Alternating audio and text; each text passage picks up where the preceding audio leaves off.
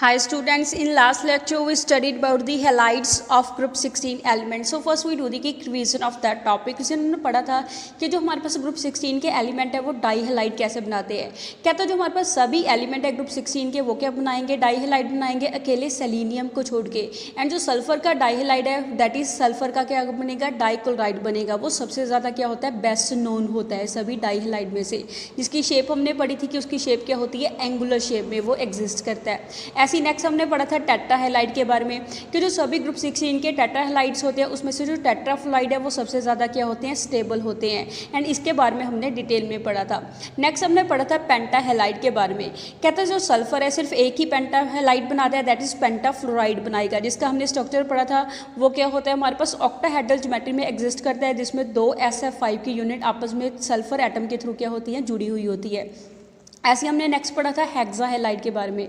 कहता है जो सभी हेक्साहेलाइड है उसमें से सिर्फ एक ही हेक्साफ्लोराइड है वो क्या होता है, स्टेबल कंपाउंड होता है। बाकी के सभी ये क्या होते हैं, गैसियस स्टेट में एग्जिस्ट करते हैं। कहता है जो सल्फर का हेक्साफ्लोराइड है वो एक्सट्रीमली स्टेबल होता है, इतना स्टेबल होता है कि वो केमिकली रिएक्शन शो भी नहीं करता बिकॉज उसमें क्या होते हैं, स्टेरिक रीजन्स होते हैं। नेक्स्ट हमने पढ़ा था अनॉमलस बिहेवियर ऑफ ऑक्सीजन, कि जो ऑक्सीजन है वो बाकी ग्रुप 16 के एलिमेंट के कंपैरेटिवली डिफरेंट बिहेवियर क्यों शो करता है, उसके कुछ रीजंस हमने पढ़े थे। ऑल्सो हमने पढ़ा था कि जो इंपॉर्टेंट डिफरेंस है ऑक्सीजन एंड बाकी के फैमिली मेंबर के बीच में वो क्या डिफरेंस होता है। Next now we come to today's topic that is chemistry of oxygen and its compound. आज हम पढ़ेंगे कि ऑक्सीजन कैसी केमिस्ट्री को शो करता है एंड उसके कौन से कंपाउंड्स है वो नोन होते हैं। फर्स्ट हम ऑक्सीजन का कंपाउंड पढ़ेंगे दैट इज डाई ऑक्सीजन, जिसमें हमारे पास क्या होता है, O2 मॉलिक्यूल होता है। फर्स्ट हम पढ़ेंगे इसकी प्रेपरेशन के बारे में कि जो हमारे पास डाई ऑक्सीजन है वो प्रिपेयर कैसे होता है। फर्स्ट मेथड क्या है, by decomposition of oxygen rich compound, कि हम उन कंपाउंड की डीकम्पोजिशन कराएंगे जिसमें ऑक्सीजन क्या होती है, ज़्यादा मात्रा में होती है।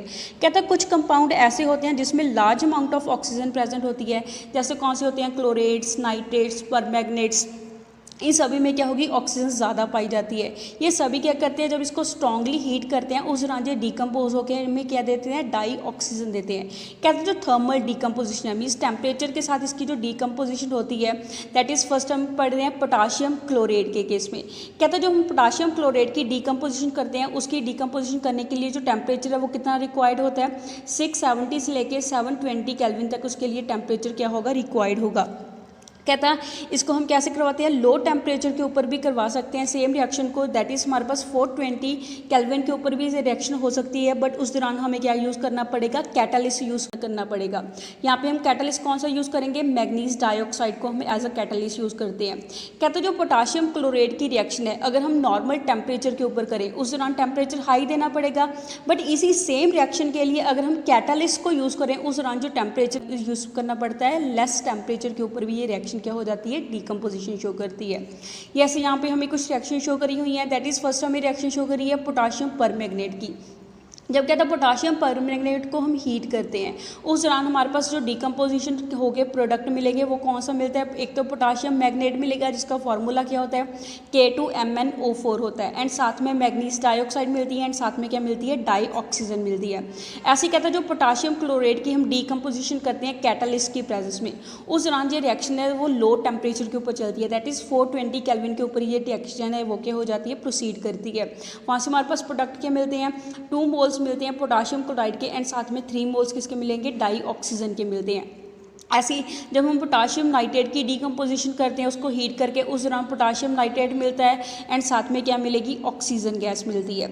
ऐसे कहते हैं ये जो मेथड है इसको हम लेबॉर्ट्री में यूज़ कर सकते हैं ऑक्सीजन को प्रिपेयर करने के लिए। नेक्स्ट सेकंड मेथड हमारे पास क्या है, बाय हीटिंग डाइऑक्साइड। जब हम कहता है डाइऑक्साइड को हीट करते हैं, परऑक्साइड्स को हीट करते हैं या फिर हायर ऑक्साइड्स को हीट करते हैं उस दौरान भी जो डाइऑक्सीजन है उसकी प्रेपरेशन हो जाती है। कहते हैं जो डाइऑक्सीजन है उसको हम ऑल्सो कैसे प्रिपेयर कर सकते हैं, कुछ ऑक्साइड के जैसे मेटल के कुछ ऑक्साइड को हीट करके उसकी डीकम्पोजिशन करवा देते हैं। कहता है यहाँ पे हम क्या करते हैं, मेटल्स लो इन इलेक्ट्रोकेमिकल सीरीज, जो मेटल इलेक्ट्रोकेमिकल सीरीज में सबसे नीचे पड़े होते हैं उन मेटल्स ऑक्साइड को यूज़ करेंगे या फिर हायर ऑक्साइड को यूज़ करते हैं किसी सर्टेन मेटल के, उनकी हीटिंग करवा के वहाँ से हम डाइऑक्सीजन को क्या करते हैं, प्रिपेयर करते हैं। जैसे फर्स्ट हमें यहाँ पे रिएक्शन शो करी है कि मर्करिक ऑक्साइड, जब हम मर्करिक ऑक्साइड को हीट करेंगे उस दौरान हमारे पास क्या मिलता है, मर्करिक मेटल मिलता है एंड साथ में क्या मिलती है, ऑक्सीजन गैस मिलती है। ऐसे जब हम सिल्वर ऑक्साइड को हीट करते हैं उस दौरान उसकी भी डीकम्पोजिशन होगी एंड वहाँ पे सिल्वर मेटल मिलेगा एंड साथ में क्या मिलती है, ऑक्सीजन मिलती है। ऐसी मैग्नीज डाइऑक्साइड की हीट करवा के उसकी डीकम्पोजिशन करते हैं उस दौरान MN3O4 प्रोडक्ट मिलता है एंड साथ में क्या मिलती है, ऑक्सीजन मिलती है। ऐसे यहाँ पे हमें कुछ और रिएक्शन भी शो करी हुई है जिसकी हम हीटिंग करते हैं उस दौरान हमारे पास डीकम्पोजिशन होकर क्या प्रोड्यूस होती है, डाई ऑक्सीजन गैस प्रोड्यूस होती है। Next third method is from hydrogen peroxide, कि हम हाइड्रोजन परऑक्साइड से भी ऑक्सीजन को क्या कर सकते हैं, प्रिपेयर कर सकते हैं। क्या तो जो हाइड्रोजन परऑक्साइड है वो बड़ी फास्टली क्या होता है, डीकम्पोज होता है वाटर में एंड साथ में क्या मिलती है, ऑक्सीजन मिलती है। जब हम क्या यूज़ करते हैं, फाइनली डिवाइडेड मेटल को एज अ कैटलिस्ट यूज़ करेंगे या फिर हम मैग्नीज डाइऑक्साइड को एज अ कैटलिस्ट यूज़ करते हैं। जब कहता है इन दोनों को, मेटल को या फिर मैग्नीज डाइऑक्साइड को एज अ कैटलिस्ट यूज़ करते हैं उस दौरान जो हाइड्रोजन परऑक्साइड है बड़ी फास्टली क्या हो जाता है, डीकम्पोज होकर हमें वाटर देगा एंड साथ में क्या देता है, ऑक्सीजन गैस देता है। ऐसी नेक्स्ट हमारे पास मेथड है laboratory methods of preparation of dioxygen, कि हम लैब में ऑक्सीजन को प्रिपेयर करने के लिए कौन से मेथड यूज़ करते हैं। जैसे फर्स्ट मेथड हमारे पास कौन सा है, thermal decomposition of potassium chloride. हम टेम्परेचर के साथ उसको क्या करते हैं, पोटाशियम क्लोराइड को हीट करेंगे एंड उस दौरान हमारे पास क्या होगी, उसकी डीकम्पोजिशन होगी। जैसे कहता है लैब के अंदर हम डाइऑक्सीजन को कैसे प्रिपेयर करेंगे, जो मिक्सचर होता है पोटाशियम क्लोराइड का, यहाँ पे हम क्या लेते हैं, पोटाशियम क्लोराइड के 4 पार्ट्स लेते हैं एंड मैग्नीज डाइऑक्साइड का क्या लेते हैं, 1 पार्ट लेते हैं। यहाँ पे जो मैग्नीज डाइऑक्साइड है किसका काम करता है, एज अ कैटलिस्ट का काम करता है। कहता है इन दोनों के मिक्सचर को जब हम हीट करेंगे उस दौरान जो टेम्परेचर है वो हमें कितना प्रोवाइड करना पड़ता है, 420 केल्विन हमें यहाँ पे टेम्परेचर प्रोवाइड करना पड़ेगा। उस दौरान जो मैग्नीज डाइऑक्साइड है वो एज अ कैटलिस्ट वर्क करेगा एंड हमारे पास डीकम्पोजिशन होकर क्या मिलेगा, पोटाशियम क्लोराइड मिलता है एंड साथ में क्या मिलेगी, डाई ऑक्सीजन मिलती है। कहता है यहाँ पे जो ऑक्सीजन गैस मिली है उसको हम कलेक्ट कर लेते हैं by downward displacement of water. कहता है जो हमारे पास वाटर की डाउनवर्ड डिस्प्लेसमेंट होती है उस दौरान हम इस गैस को क्या कर लेंगे, कलेक्ट कर लेंगे। यहाँ पे एक चीज़ नोट करने वाली है, कहता है अगर सेम रिएक्शन को हम मैग्नीज और डाइऑक्साइड की प्रेजेंस में ना करवाएं, उस दौरान उसको यूज़ ना करें, उस दौरान जो डीकम्पोजिशन है वो हाई टेम्परेचर के ऊपर होगी। वो कितना टेम्परेचर रिक्वायर्ड होगा, 670 से लेके 720 केल्विन क्या होता है, रिक्वायर्ड होता है। कहता है यहाँ पे हमारे पास क्या होता है, जो मैग्नीज डाइऑक्साइड है वो एज अ कैटलिस्ट का काम करता है जिसकी वजह से जो रिएक्शन की स्पीड है फास्ट हो जाती है एंड यहाँ पे जो उसके लिए टेम्परेचर प्रोवाइड करना पड़ता है वो क्या होता है, लेस टेम्परेचर के ऊपर ये रिएक्शन क्या हो जाती है, फेवरेबल हो जाती है। ऐसी नेक्स्ट मेथड कौन सा है, by action of water on sodium peroxide. जब कहता है वाटर की रिएक्शन होती है सोडियम परऑक्साइड के साथ उस दौरान भी डाइऑक्सीजन को हम क्या कर सकते हैं, प्रिपेयर कर सकते हैं। जैसे कहता है डाइऑक्सीजन है उसको हम ऑल्सो कैसे प्रिपेयर करेंगे, जब वाटर किसके साथ रिएक्शन शो करेगा, सोडियम परऑक्साइड के साथ रिएक्शन शो करेगा। जैसे सोडियम परऑक्साइड का फार्मूला क्या होता है, Na2O2 फार्मूला होता है। जब कहता है सोडियम परऑक्साइड की वाटर के साथ रिएक्शन शो करते हैं उस दौरान हमारे पास प्रोडक्ट क्या मिलते हैं, सोडियम हाइड्रोक्साइड मिलता है एंड साथ में क्या मिलेगी, ऑक्सीजन गैस मिलती है। तो यहाँ पे भी ऑक्सीजन गैस क्या होगी है, प्रिपेयर होगी है। ऐसे कहते हैं जो डाइऑक्सीजन है उसको हम ऑल्सो कैसे प्रिपेयर कर सकते हैं, अगर हम क्या करें, एसिडिफाइड पोटाशियम परमैंगनेट की रिएक्शन शो करवाएं सोडियम परऑक्साइड के साथ। फर्स्ट हम क्या करते हैं, पोटाशियम परमैंगनेट को एसिडिफाई करेंगे। एसिडिफाई कैसे करते हैं, उसकी सल्फ्यूरिक एसिड के साथ रिएक्शन करवा के। कहता है जब हमारे पास पोटाशियम परमैंगनेट सल्फ्यूरिक एसिड के साथ रिएक्शन शो करेगा उस दौरान हमारे पास प्रोडक्ट क्या मिलता है, पोटाशियम सल्फेट मिलता है एंड साथ में मैग्नीज सल्फेट मिलेगा, वाटर मिलता है एंड नेसेंट ऑक्सीजन मिलती है। कहता है यहाँ पे जो नेसेंट ऑक्सीजन मिली है इसको फर्दर हम आगे रिएक्शन में यूज़ करेंगे। जैसे कहता है हमारे पास हमने क्या पढ़ा था कि हम एसिडिफाइड पोटाशियम परमैंगनेट की रिएक्शन कराते हैं सोडियम परऑक्साइड के साथ। तो यहाँ पे हम क्या करेंगे, सोडियम परऑक्साइड भी फर्दर क्या कहता है, सल्फ्यूरिक एसिड के साथ रिएक्शन शो करेगा। उस दौरान हमारे पास जो रिएक्शन है वहाँ से प्रोडक्ट क्या मिलता है, सोडियम सल्फेट मिलता है एंड साथ में क्या मिलेगी, हाइड्रोजन परऑक्साइड मिलती है। कहता है यहाँ पे हम क्या यूज़ करेंगे, जैसे हमें पता है कि हाइड्रोजन परऑक्साइड क्या करेगी, जो नेसेंट ऑक्सीजन है उसके साथ रिएक्शन शो करके वहाँ से हमारे पास प्रोडक्ट क्या मिलता है, वाटर मिलेगा एंड साथ में क्या मिलेगी, ऑक्सीजन गैस मिलेगी। यहाँ पे इन दोनों रिएक्शन को हम बैलेंस कर लेते हैं बाय मल्टीप्लाइंग 5। कहता है 5 के साथ मल्टीप्लाई करके दोनों रिएक्शन को बैलेंस कर लेंगे। ऐसे हमारे पास जो मेन रिएक्शन है इनके सम अप से हमारे पास मेन रिएक्शन आ जाएगी। उसमें क्या होता है, 2 मोल्स पोटाशियम परमैंगनेट के रिएक्शन शो करते हैं सोडियम परऑक्साइड के साथ and 8 moles of sulphuric acid के साथ।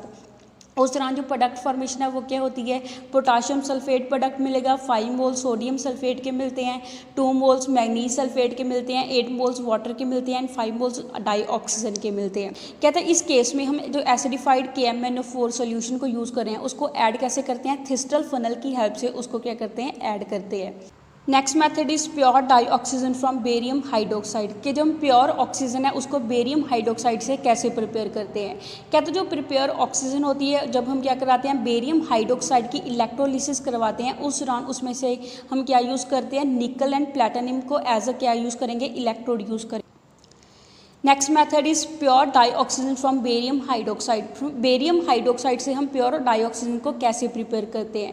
कहते जो प्योर डाइऑक्सीजन होती है उसको हम कैसे प्रिपेयर करेंगे, बेरियम हाइड्रोक्साइड की इलेक्ट्रोलिसिस कराएंगे। मींस बेरियम हाइड्रोक्साइड में से क्या करवाते हैं, करंट को पास करवाते हैं। उस दौरान हम निकल या प्लेटिनम को एज अ कैसे यूज़ करेंगे, इलेक्ट्रोड यूज़ करते हैं। नेक्स्ट इज इंडस्ट्रियल प्रिपरेशन, कि इंडस्ट्रियली हम डाइऑक्सीजन को कैसे प्रिपेयर करते हैं। कहते जो मेन सोर्सेज होते हैं इंडस्ट्रियल प्रिपरेशन के लिए, ऑक्सीजन को प्रिपेयर करने के लिए, वो कौन से होते हैं, एयर एंड वाटर से हम ऑक्सीजन को प्रिपेयर करते हैं। जैसे फर्स्ट मेथड कौन सा है, आइसोलेशन फ्रॉम एयर, कि एयर से हम ऑक्सीजन को कैसे निकालते हैं। कहते जो ऑक्सीजन है उसको हम एयर से कैसे प्रिपेयर करेंगे, फर्स्ट रिमूविंग कार्बन डाइऑक्साइड। कहता फर्स्ट हम क्या करते हैं, हवा में से carbon dioxide and water vapour को क्या कर लेते हैं, रिमूव कर लेते हैं एंड उसके बाद उसकी क्या करते हैं, फ्रैक्शनल डिस्टिलेशन करते हैं। उसके बाद उसको क्या करेंगे, हीट करेंगे। इस प्रोसेस के अंदर क्या होता है, जो नाइट्रोजन है, कहते हैं जो नाइट्रोजन है उसका लेस बॉइलिंग पॉइंट होता है। जैसे फ्रैक्शनल डिस्टिलेशन के अंदर क्या होता है, डिफरेंट बॉइलिंग पॉइंट के बेसिस के ऊपर जो सभी हमारे पास मिक्सचर है वो क्या हो जाते हैं, अलग अलग कंपोनेंट में सेपरेट हो जाएंगे। कहते हैं यहाँ पे जो डाइनाइट्रोजन है उसका लेस बॉइलिंग पॉइंट होता है, दैट इज 78 केल्विन होता है। वो हमारे पास वेपर स्टेट में क्या हो जाएगा, डिस्टिलेशन हो जाएगा। सबसे पहले वो क्या हो जाएगा, वेपर बन के बाहर निकल जाता है, बिकॉज उसका क्या है, लेस बॉइलिंग पॉइंट है। कहते हैं जबकि हमारे पास जो डाइऑक्सीजन है उसका बॉइलिंग पॉइंट हाई होता है। उसका बॉइलिंग पॉइंट हाई होने के कारण उसके जो वेपर है वो आसानी से नहीं बनते, वो पीछे रह जाता है। कहते हैं वो हमारे पास पीछे लिक्विड स्टेट में रह जाएगा। एज अ रिजल्ट वहाँ से हम उसको क्या कर लेते हैं, सेपरेट कर लेते हैं। Next is from water, water से हम ऑक्सीजन को कैसे प्रिपेयर करते हैं। कहते हैं जो डाइऑक्सीजन है ऑल्सो हम वाटर की इलेक्ट्रोलिसिस कराते हैं, पानी में से करंट को पास कराएंगे। उस दौरान हमारे पास क्या ले लेते हैं, वाटर के अंदर स्मॉल अमाउंट ऑफ एसिड या एल्कली ऐड कर देते हैं। जब उसकी इलेक्ट्रोलिसिस करवाते हैं तो हमारे पास क्या मिलती है, एक इलेक्ट्रोड के ऊपर हाइड्रोजन गैस लिबरेट होती है एंड दूसरे इलेक्ट्रोड के ऊपर ऑक्सीजन गैस लिबरेट होगी। कहते हैं यहाँ पे जो ऑक्सीजन है वो हमारे पास एनोड के ऊपर लिबरेट होती है, जबकि जो डाईहाइड्रोजन है वो कैथोड के ऊपर क्या होगी, लिबरेट होगी। ऐसे हम वहाँ से जो ऑक्सीजन है उसको कलेक्ट कर लेंगे। Next is properties of dioxygen, कि जो डाइऑक्सीजन है वो कैसी प्रॉपर्टीज़ को शो करता है। फर्स्ट हम डिस्कस करेंगे फिजिकल प्रॉपर्टीज़ को। कहता है जो डाइऑक्सीजन है वो कलरलेस गैस होती है, ऑल्सो उसका कोई टेस्ट भी नहीं होता, ना ही उसकी कोई स्मेल होती है, ऑर्डरलेस गैस होती है। नेक्स्ट इज कहता है जो ऑक्सीजन है पानी के अंदर थोड़ी ही क्या होगी, सॉल्युबल होगी। इसकी सॉल्युबिलिटी अबाउट कितनी होती है, 3.08 सेंटीमीटर क्यूब होगी। जब हम क्या लेते हैं, 100 सेंटीमीटर क्यूब वॉल्यूम लेंगे पानी की 293 केल्विन के ऊपर, उस दौरान वो इतनी सॉल्युबिलिटी को क्या करेगा, शो करेगा। कहते हैं जो सॉल्युबिलिटी होती है जस्ट इतनी सफिशिएंट होनी चाहिए ताकि वहाँ से जो मेराइन या एक्वेटिक लाइफ है वो क्या हो सके, ब्रीथ करने में उसको आसानी हो सके। इतनी उसकी क्या होती है, ऑक्सीजन की पानी के अंदर क्या होगी, सॉल्युबिलिटी होगी। नेक्स्ट इज कहता है यहाँ पे जो ऑक्सीजन है उसको हम लिक्विफाई भी कर सकते हैं। जब कहता है जो ऑक्सीजन की लिक्विफिकेशन होगी वो लिक्विड में कन्वर्ट होगी गैस। उस दौरान जो लिक्विड है वो क्या बनता है, पेल लिक्विड बनेगा अंडर प्रेशर, जब हम गैस के ऊपर क्या करेंगे, प्रेशर को अप्लाई करेंगे। नेक्स्ट इज जो हमारे पास लिक्विफिकेशन है गैस की कितने टेम्परेचर के ऊपर होती है, 90 केल्विन के ऊपर इसकी लिक्विफिकेशन हो जाती है। एंड जो फ्रीज है गैस कितने टेम्परेचर के ऊपर होती है, 55 केल्विन के ऊपर जाके ये गैस है क्या हो जाएगी, फ्रीज हो जाएगी। नेक्स्ट इज कहता है इसका बॉइलिंग पॉइंट होता है वो कितना होता है, 90.2 केल्विन होगा। ऑल्सो कहता है जो ऑक्सीजन है हमारे पास 3 स्टेबल आइसोटोप की फॉर्म में एग्जिस्ट करता है, that is O16, O17 and O18। O16 means यहाँ पे ऑक्सीजन का जो मास है वो 16 है, O17 में हमारे पास ऑक्सीजन का मास 17 होता है एंड O18 में ऑक्सीजन का मास क्या होता है, 18 होता है। कहते हैं जो मॉलिक्यूलर ऑक्सीजन है वो पैरामैग्नेटिक नेचर की होती है, मीन्स वो मैग्नेटिक फील्ड की तरफ को अट्रैक्ट होती है। इंस्पाइट कहता है इसमें इवन नंबर ऑफ इलेक्ट्रॉन होने के बावजूद भी ये क्या होगी, पैरामैग्नेटिक होगी। नेक्स्ट इज केमिकल प्रॉपर्टीज़ कि जो हमारे पास डाइऑक्सीजन है वो कैसी केमिकल प्रॉपर्टीज़ को शो करेगा। कहता है यहाँ पे जो डाइऑक्सीजन है वो स्टेबल नेचर का होता है, जिसकी वजह से उसकी जो बॉन्ड डिसोसिएशन इंथैल्पी है उसकी वैल्यू बहुत ज़्यादा हाई होगी। एज अ रिजल्ट वो रिएक्टिव नेचर का नहीं होता। मीन्स कहता है जब हम ऑक्सीजन के बीच में डबल बॉन्ड को ब्रेक करते हैं उस दौरान हाई एनर्जी रिक्वायर्ड होती है, बिकॉज ये बॉन्ड क्या होता है, स्टेबल होता है, जिसकी वजह से डाइऑक्सीजन की स्टेबिलिटी है वो क्या होती है, हाई होती है। एज ए रिजल्ट कहता है ये रिएक्टिव नहीं होता है। तो हमारे पास इसको तोड़ने के लिए कितनी एनर्जी देनी पड़ती है, 493.4 किलो जूल पर मोल एनर्जी रिक्वायर्ड होगी जब हम ऑक्सीजन मॉलिक्यूल को ब्रेक करते हैं ऑक्सीजन एटम के अंदर। देयरफॉर कहता है यहाँ पे जो डाइऑक्सीजन है वो हाई टेम्परेचर के ऊपर ही रिएक्शन शो करेगी, low temperature means normal room temperature के ऊपर ये रिएक्शन शो नहीं करती। जबकि कहता है एक बार जब रिएक्शन स्टार्ट हो जाए उस दौरान ये अपने आप आगे क्या हो जाती है, प्रोसीड हो जाती है। वो किस वजह से होता है, बिकॉज कहता है जो केमिकल रिएक्शंस होती हैं ऑक्सीजन की वो एक्सोथर्मिक नेचर की होती है। उस दौरान अपने आप ही क्या होती है, हीट रिलीज होती है। एज वेल उसको दोबारा हीट देने की ज़रूरत नहीं पड़ती। जो यहाँ पे हीट रिलीज हो रही है वही हीट को यूज़ करके क्या हो जाता है, रिएक्शन को प्रोसीड करता रहता है। कहते हैं जो हीट प्रोड्यूस हुई है रिएक्शन के दौरान उसको वो इतनी सफिशिएंट होती है ताकि वो रिएक्शन को अपने आप क्या कर सके, प्रोसीड कर सके। नेक्स्ट इसकी कुछ केमिकल प्रॉपर्टीज़ को हम नेक्स्ट वीडियो में डिस्कस करेंगे। So that's all for today. Stay home, stay safe, thank you.